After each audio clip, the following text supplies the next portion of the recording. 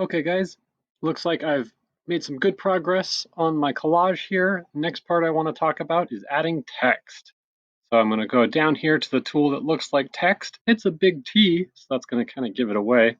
You click on it and just click once and start typing. So I'm going to say, Mr. Goodwin. Uh-oh, I don't see it typing. Oh no, what happened? Oh, it's typing.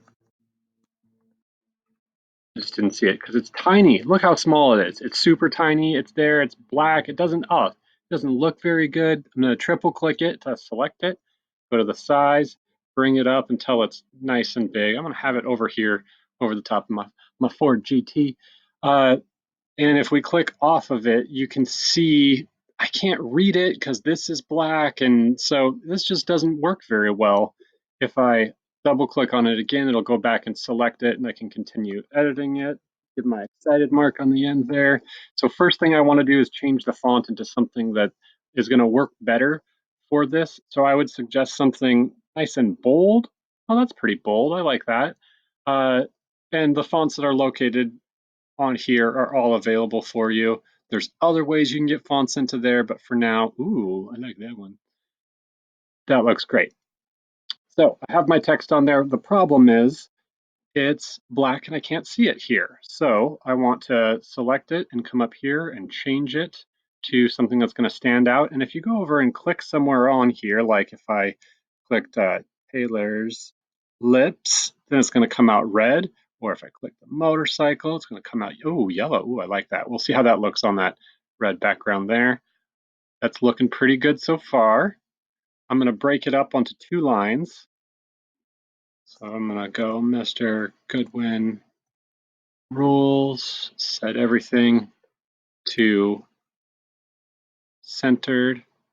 Yeah.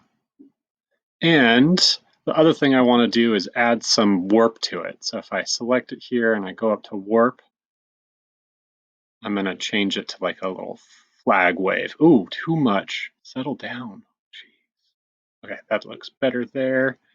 Hit OK. So that's looking good.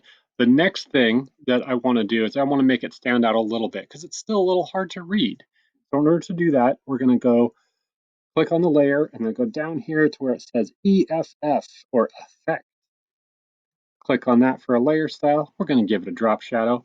Boom, drop shadow. That looks great. I've already adjusted this before, so the default settings aren't necessarily the best. Play around with it. You can change your distance that you have this away from it. I think that looks pretty good. The other one that I really like is this bevel and emboss. If I click it, it's going to give it a three-dimensional look and pop it out a little bit more. I'm liking the way that that looks. I'm gonna hit OK. The nice thing about this effect is I can always go back to it, double click it, and I can go and change those settings later. So if I don't like that drop shadow or I want the drop shadow to be a different color, like I want it to be a little bit bluish, then we can make a blue drop shadow.